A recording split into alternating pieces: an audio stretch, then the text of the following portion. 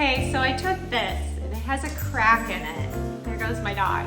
It has a crack in it. I didn't want to waste it. I didn't want to fill it. I kind of wanted to see what I could make out of it. And I did this. Check it out. I did some of my pyrography and I painted it with alcohol inks. First step, second step, and there's that crack. I did a freehand sketch of a branch using that crack and just built it into the branch shape. Now I take my pyrography set out and I start to sketch.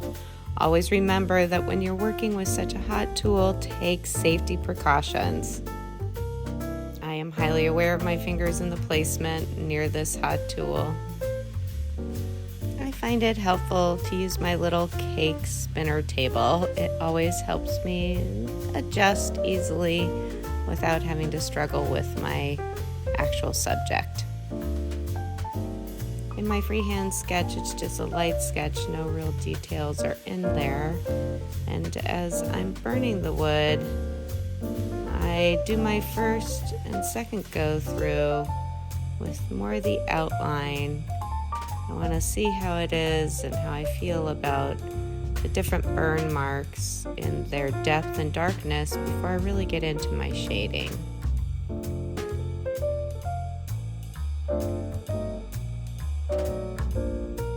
The shape of the leaves and the little branches are starting to take form, as well as the details in the leaves with the veins.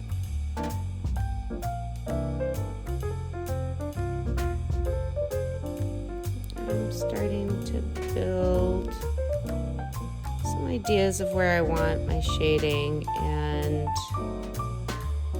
I start adding just little hints of darkness, along with the delicate nature of the other lines.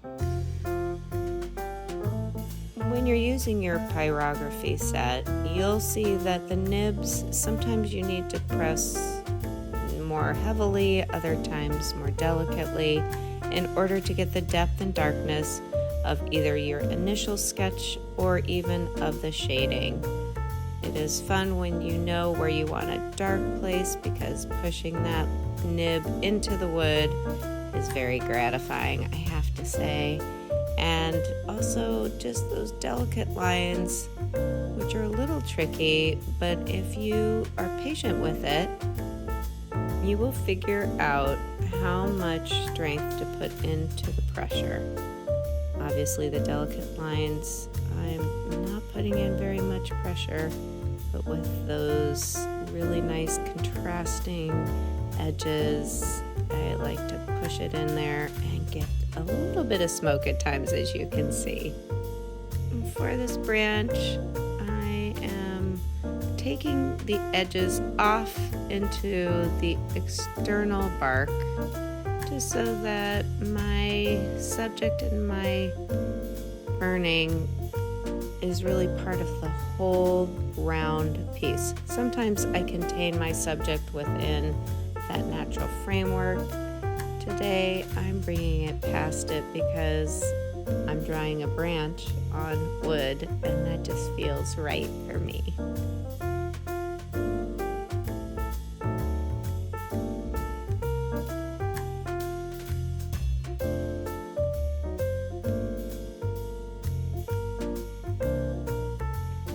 Now I'm getting into the fun, different textures of the branch itself.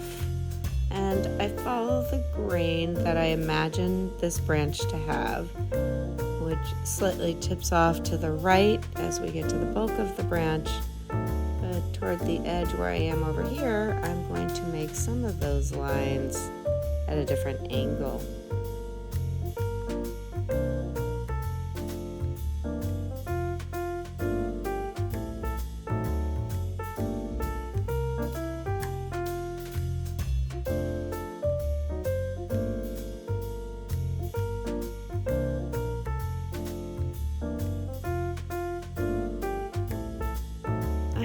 constantly monitoring my composition and my subject matter to see if things are balanced, if things are revealing the shades that I want it to.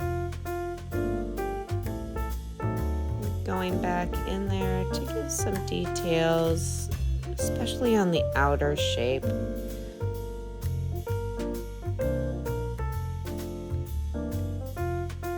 Working around the challenge of that crack is kind of fun.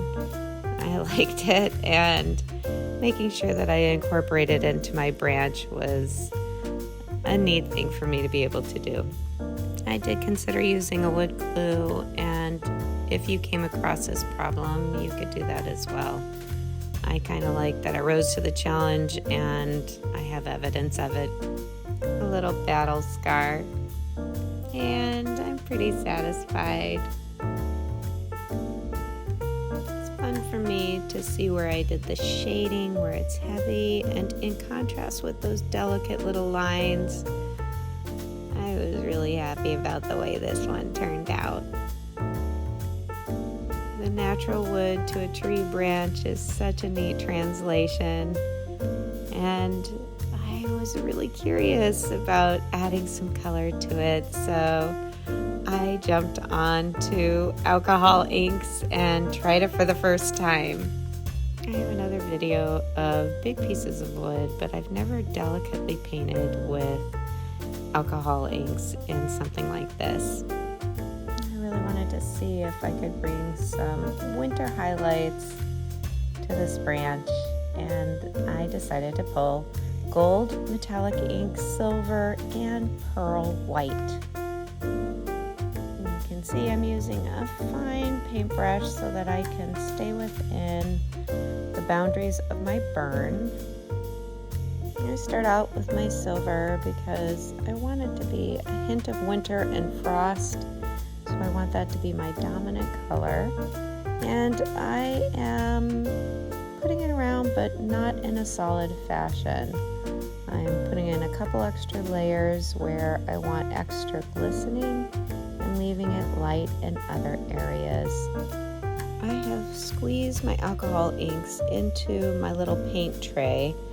I start applying the gold metallic ink into some of my details, highlighting it, especially in that little winter blossom that I have above there. Just adding highlights to define it differently than the wood tone, and giving little glistening highlights to my branch, just here and there, even to the leaves. I'm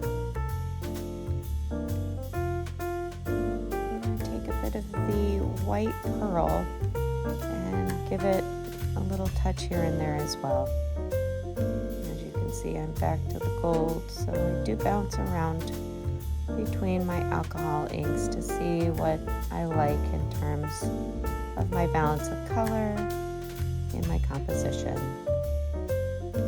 Adding a little bit of the silver to give some dynamic shading and depth.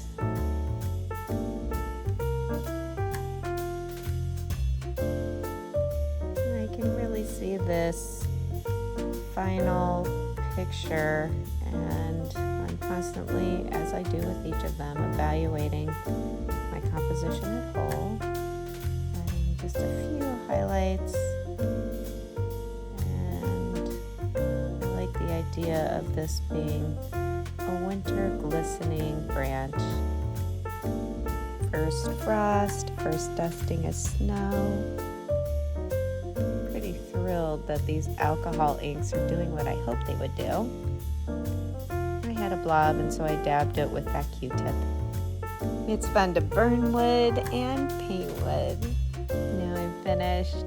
Oh, I'm really happy about the way that this turned out. This is after 24 hours of drying, and as you can see, it still holds that pretty winter frost. I sprayed it with a few layers of varnish. Thank you so much for joining me on this journey of pyrography and also painting with alcohol inks. I am wishing you happy creations.